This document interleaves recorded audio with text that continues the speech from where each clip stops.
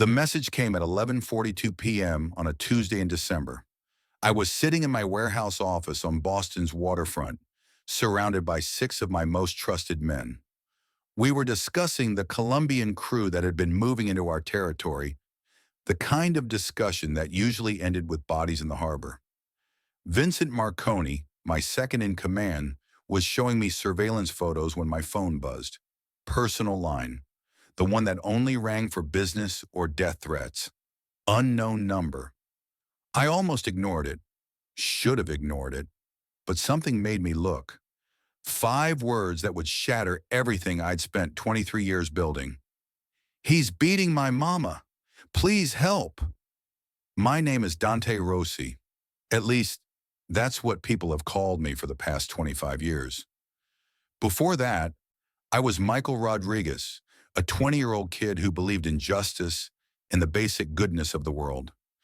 That kid died in a hospital room on a November night in 1999.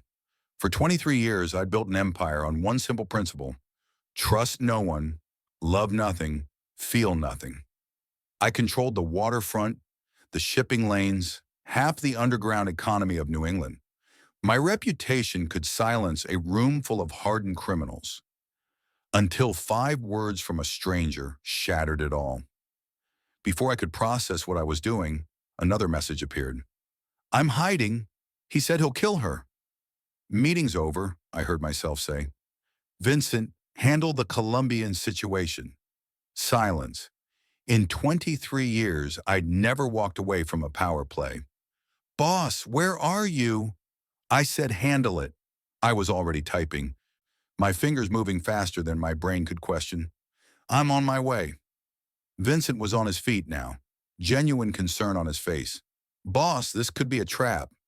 I know what it could be, I said, and I'm going anyway. My phone buzzed again as I grabbed my coat. I hear footsteps. Please hurry. I was out the door, engine roaring to life, weaving through Boston traffic before my men could react. What's your name, sweetheart? I typed one-handed. The response came 30 seconds later, letters shaky like they'd been typed by trembling fingers. Ember, I'm 8. Please help. My hands tightened on the steering wheel until my knuckles went white. 8 years old, the same age Sophia had been when she died. 25 years ago, I had a different name and a different life. Michael Rodriguez lived in a cramped apartment in South Boston with his mother Carmen and his little sister Sophia. We were poor, but we were happy. Mama worked double shifts at a textile factory while I took care of Sophia after school. Sophia was 8, all bouncing dark curls and infectious laughter and absolute faith that her big brother could fix anything. Mikey, she'd say, tugging on my sleeve, you're my hero. And I'd promise her that everything would be okay, that I'd always protect her, that nothing bad would ever happen. I was so young, so convinced that love was enough to shield the people you cared about. On a Thursday evening in November, I was working at a garage when the call came. There had been an incident at our apartment building. The couple next door, their argument had escalated. Shots were fired. Bullets don't respect boundaries. They don't care about walls or innocence or 8-year-old girls doing homework at the kitchen table. I ran through streets that suddenly felt hostile, past familiar corners that now seemed like tombstones. At the hospital, Mama survived with a shoulder wound. Sophia didn't. I can still see her in that hospital bed, so small, machines beeping around her like a countdown to silence. The doctors spoke in hushed tones about internal bleeding, about trauma too severe for her tiny body to overcome. But Sophia woke up one last time. Her hand found mine, squeezed with impossible strength. Mikey, she whispered, promise me something. Anything, Sophia? Promise you'll help other kids when they're scared. Her eyes were already closing, like how you helped me feel safe. I promise, baby girl.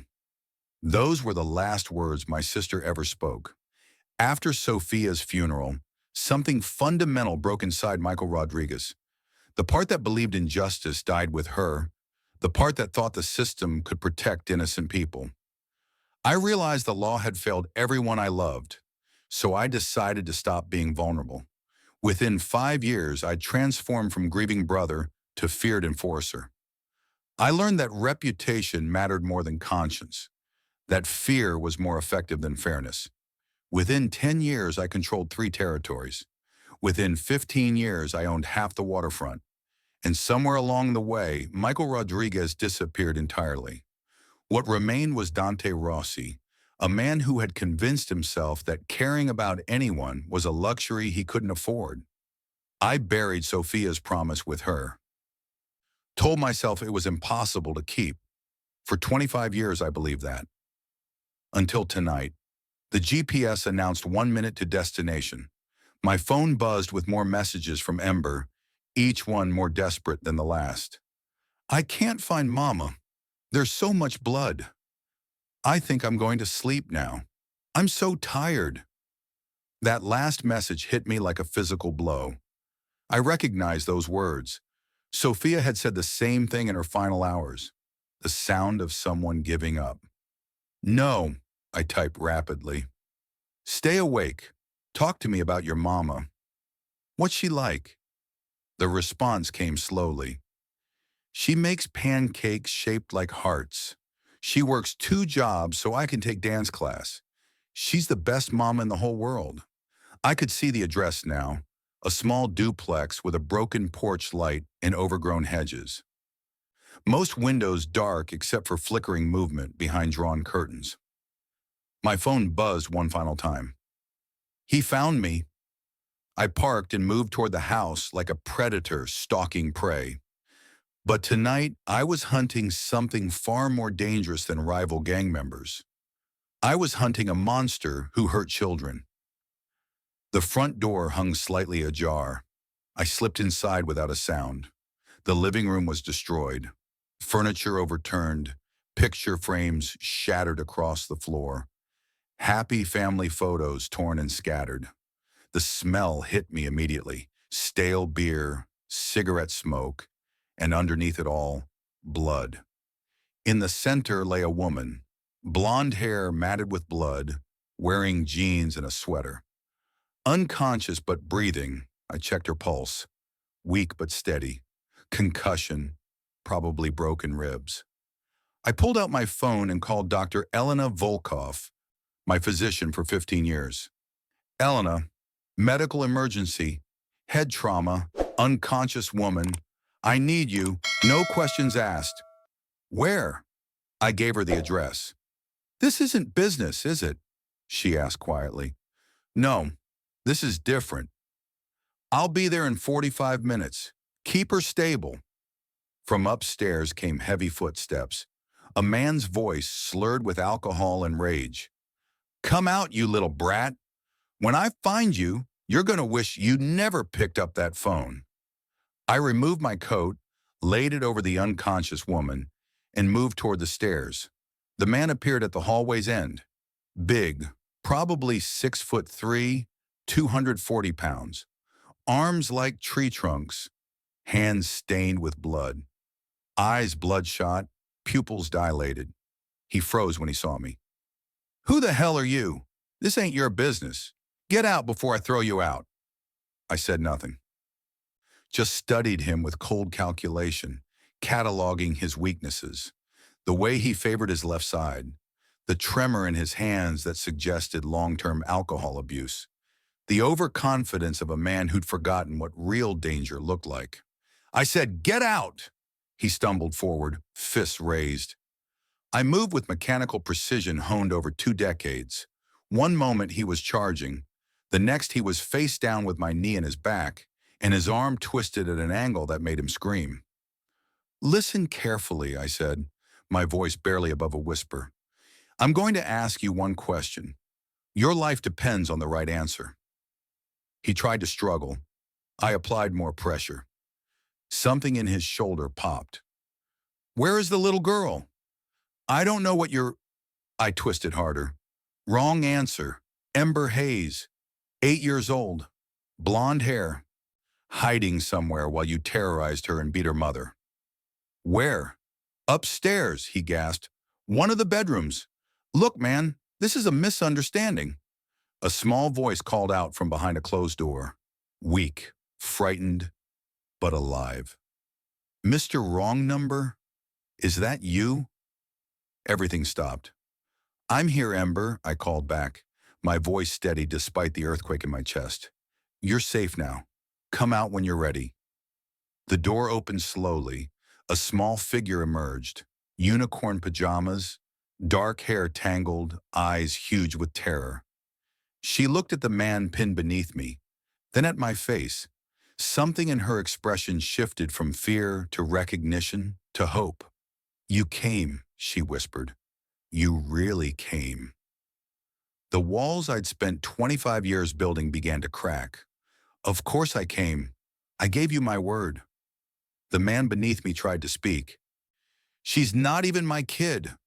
Quiet, I applied pressure. To Ember gently. Sweetheart, I need you to go downstairs and sit with your mama. A doctor's coming. Everything's going to be okay now. Are you a policeman? No, I'm not a policeman. Then what are you? I looked at this child who'd sent a desperate plea into the darkness and gotten a monster in return. I'm someone who keeps his word, I said finally. Ember nodded slowly, then walked past me down the stairs. Brave. Impossibly brave. When she was out of earshot, I leaned close to the man's ear. Your name? Brandon. Brandon Wolf. Here's what's going to happen, Brandon Wolf. I'm going to let you up. You're going to walk out that back door, and you're going to disappear from the city tonight. You're letting me go. I'm giving you 48 hours to be gone from Boston. Consider it mercy. But if I ever hear your name again in connection with violence, what I do to you will make tonight look like a gentle conversation. I let him up, watched him scramble toward the back door. Why? He asked, confusion breaking through fear. Why let me go? I thought about Sophia, about the promise I'd made, about the 8-year-old girl downstairs who trusted me to save her.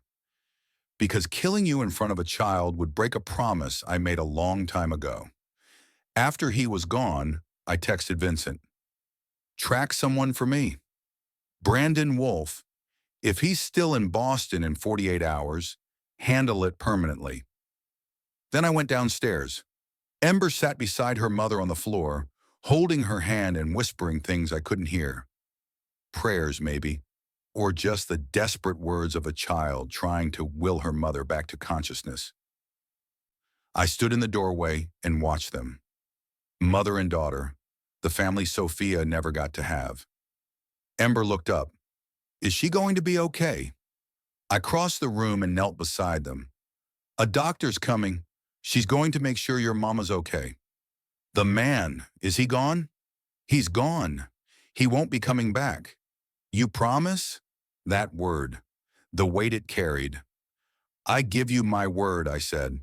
Without warning, Ember threw her small arms around my neck and held on like I was the only solid thing in a world that had just proven it could shatter without warning.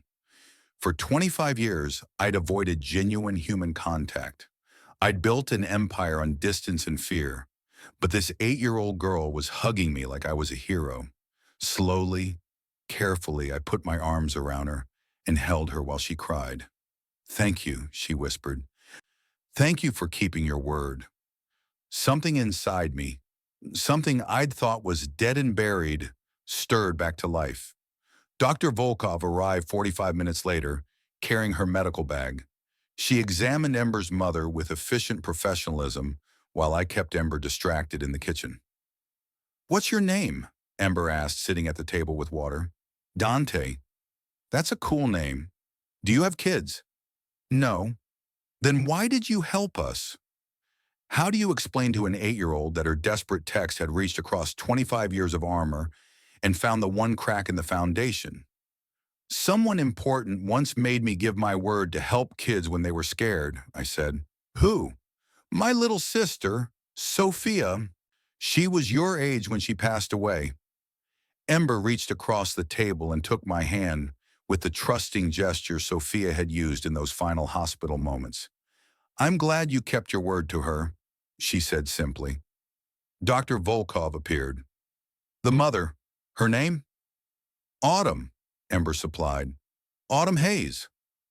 Autumn has a concussion and 2 cracked ribs. She's stable but needs monitoring. She'll wake in a few hours. 6 hours later, as morning light filled the room, Autumn Hayes opened her eyes. Ember, her voice was hoarse. Baby, what? Mama! Ember threw herself onto the bed, and Autumn wrapped her arms around her daughter despite obvious pain. I stood in the doorway, suddenly unsure of my place in this reunion. Autumn's eyes found me. Who are you? Someone your daughter texted by mistake. Understanding dawned. You're the one who came? Yes. Where's Brandon? Gone. He'll come back. He always comes back. Defeat in her voice. The hollow certainty of someone who'd learned monsters don't stay gone. Not this time, I said with certainty that came from 2 decades of making people disappear. I made sure of it. Autumn studied my face, taking in the expensive suit, the hard edges, the controlled violence. What are you? She asked quietly. Police. No. Then what? I glanced at Ember, who was watching with worried eyes. I'm someone who happened to answer when your daughter needed help, I said carefully. But Autumn was smarter than that. I could see the calculations happening, the gradual understanding that whatever I wasn't normal, wasn't safe. You're some kind of criminal, she said, not a question. I didn't lie. Yes, but you saved us. Yes. She looked at her daughter, then back at me, weighing danger against gratitude. Thank you, she said finally, for coming when Ember called, for not being the monster I expected. I am a monster, Ms. Hayes, I said quietly, just not the kind that hurts children. Dr. Volkov stepped forward. Ms. Hayes, you can't stay here. It's not safe. Do you have family? Friends? Autumn's face crumpled slightly. My family disowned me when I married a police officer, and Brandon, he made me cut contact with everyone. The words hung in the air. No one. She had no one. I heard myself speak before I could think about the implications. You can stay with me, both of you, temporarily, until you're back on your feet. Everyone stared. I have space, security, resources, I continued, just until Ms. Hayes recovers and finds her own place. I can't accept that, Autumn said. You're a stranger. A stranger who saved your life, Dr. Volkov interjected. And if Dante Rossi is offering protection, you should take it. There aren't many people in this city who would dare cross him. Autumn looked at me with new understanding. Dante Rossi, I've heard that name. You're... Yes.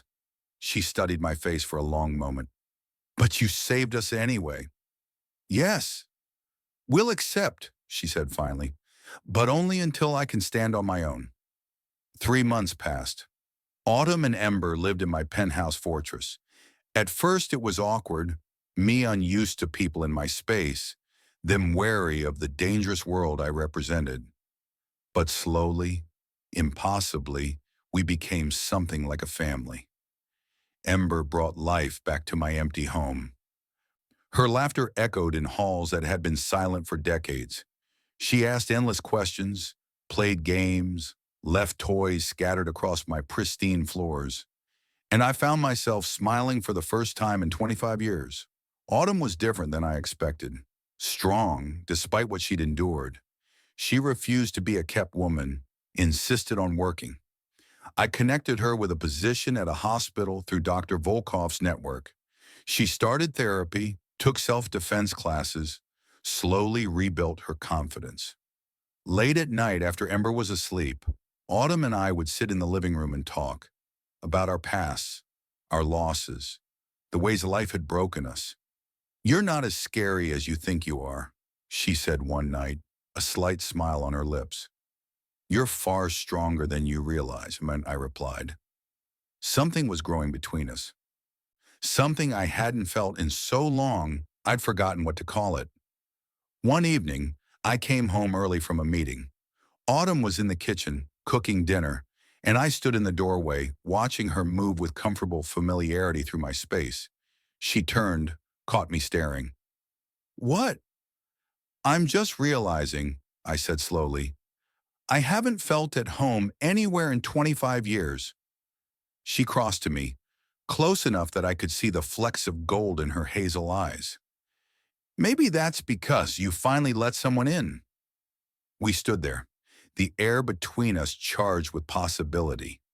I could smell her shampoo, something floral and warm. Her hand came up, fingers brushing my jaw. "Dante," the door burst open. "I'm home!" Ember's voice rang out. "Can we have movie night?" The moment broke. Autumn stepped back, cheeks flushed. I cleared my throat. "Yeah, kiddo," I said. "Movie night sounds good." Ember looked between us with the knowing expression of children who see more than adults think. She grinned. "You two are being weird." "Go pick a movie," Autumn said, laughing. "Something that won't give you nightmares."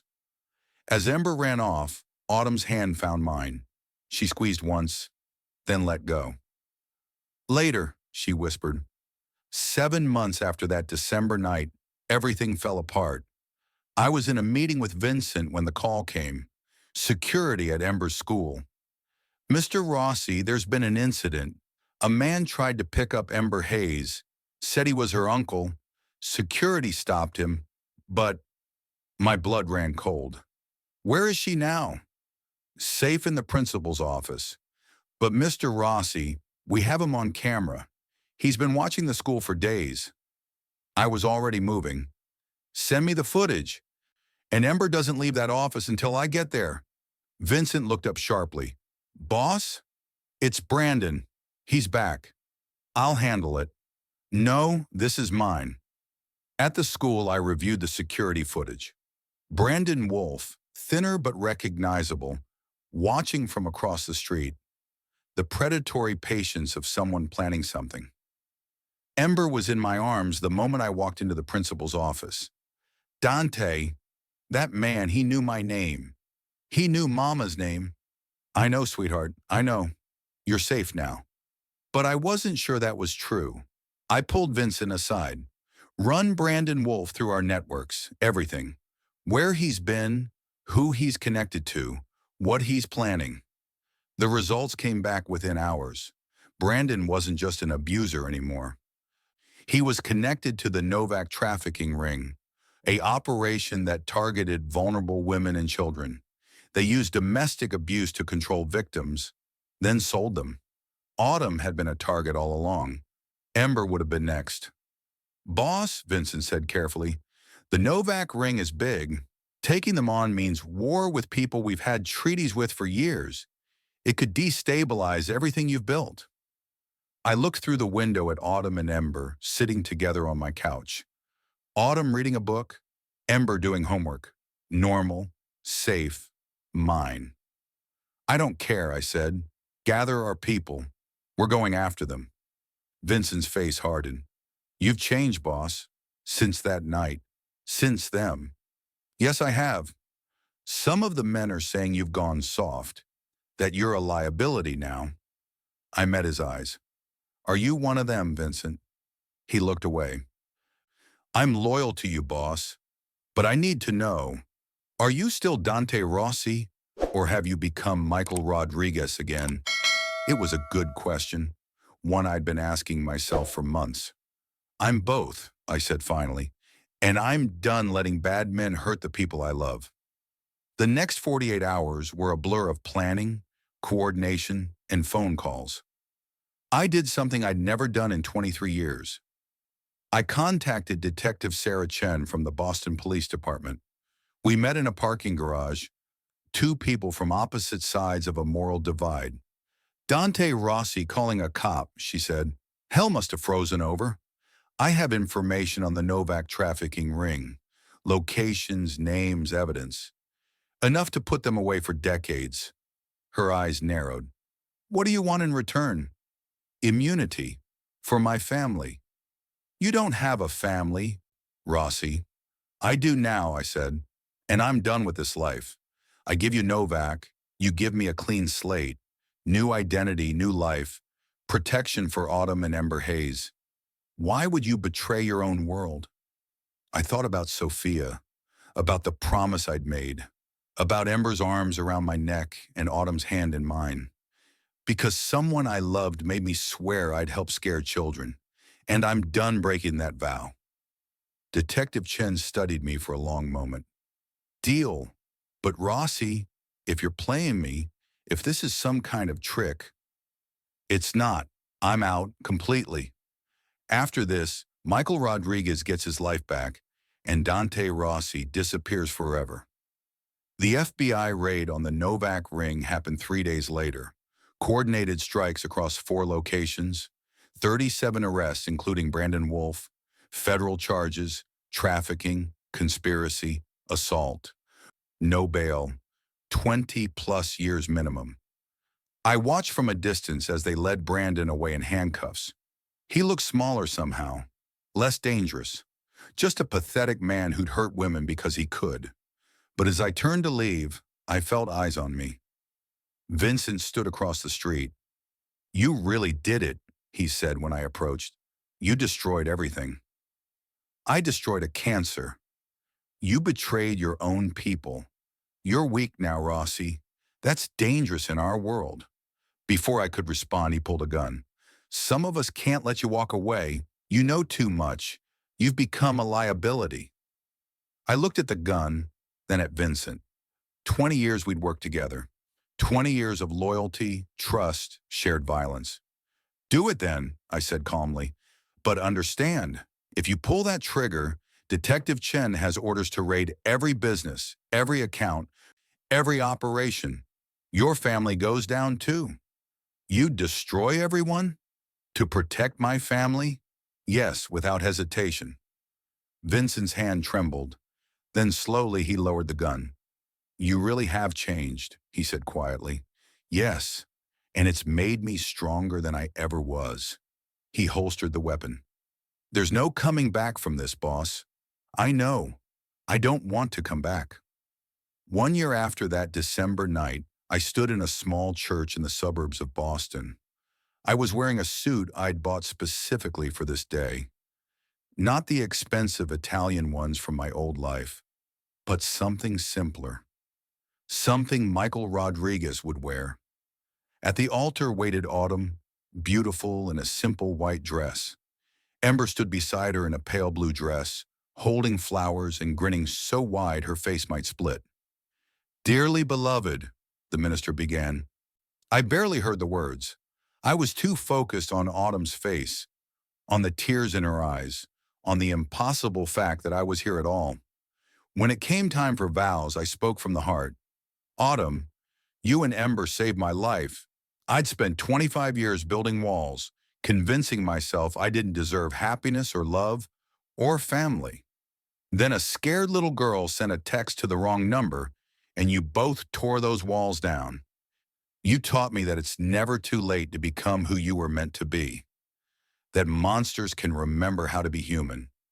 I vow to protect you, to love you, to be the man you and Ember deserve for the rest of my life. There wasn't a dry eye in the small church. When we kissed, Ember cheered. Finally, I've been waiting forever for this. Everyone laughed.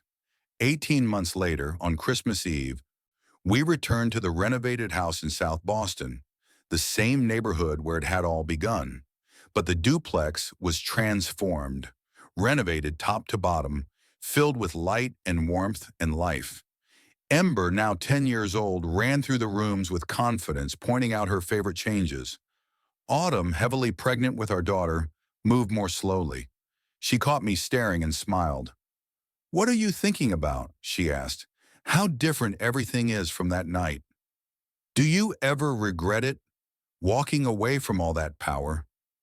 I thought about the empire I'd built, the fear and respect and wealth. Then I looked at my family, at Ember hanging Christmas ornaments, at Autumn glowing with pregnancy. at the peaceful life we'd built. Not for a second, I said honestly. Later that evening, after Ember was asleep and Autumn was resting, I sat alone in the living room. On the mantel was a photo of Sophia, young, smiling, forever 8 years old. I kept my word, Sophia, I whispered. Finally, after all these years. My phone buzzed. Unknown number. My breath caught. For a moment, I was back in that warehouse office, surrounded by my old life, receiving a message that would change everything. I opened it. My dad won't stop hitting my mom. I found your number online. People say you help. Please. Autumn appeared in the doorway, wrapped in a blanket. She'd seen my expression. Another one? She asked softly. I nodded. She crossed the room, kissed my forehead. Go. We'll be here when you get back. Ember appeared behind her mother, rubbing sleep from her eyes. Dad's keeping his promise to Aunt Sophia, isn't he? Yes, sweetheart, Autumn said. He is. I grabbed my coat. No gun now. Just my phone and the resources of a legitimate security consulting business I'd built from the ashes of my old empire. As I headed for the door, Autumn called out, Michael? I turned. She so rarely used that name. My real name, the one I'd reclaimed. Come home safe, she said. Sophia's waiting to meet her daddy. I touched Autumn's belly gently, feeling our daughter kick. Sophia Rose Rodriguez, named for the sister who'd made me promise, and the woman who'd taught me it was possible to keep it. I'll be home for breakfast, I said. Pancakes shaped like hearts? Ember giggled. Mama makes the best ones. I stepped out into the December cold, got in my car, and typed a response to the unknown number. I'm on my way. Stay hidden. Stay safe. You're going to be okay. As I drove through Boston streets toward another desperate child, another terrified family, I thought about the journey that had brought me here. From Michael Rodriguez to Dante Rossi and back again. From a 20-year-old who couldn't save his sister to a 45-year-old who'd saved dozens of families through the foundation Autumn and I had built. The Michael Rodriguez Foundation for Domestic Violence Prevention, funded by the legitimate fortune I'd made after leaving the criminal world. Staffed by people who understood trauma because they'd lived it. We couldn't save everyone, but we could answer when scared children sent desperate messages into the darkness. Sometimes the wrong number is exactly the right person. Sometimes monsters remember how to be human. And sometimes keeping one promise leads you to keep all the others. 25 years ago, I lost an 8-year-old girl who believed I could fix anything. I spent 2.5 decades proving her wrong. But on one December night, when another 8-year-old texted the wrong number, I finally learned the truth. Sophia wasn't wrong about me. I just needed someone to remind me who I used to be. Ember reminded me. Autumn saved me. And Sophia's promise became my redemption. As I raced through the city toward another family in crisis, my phone buzzed with a text from Autumn. I love you, Michael Rodriguez. Come home safe to us. I smiled. For the first time in 25 years, I was exactly who I was meant to be, and I was finally truly home.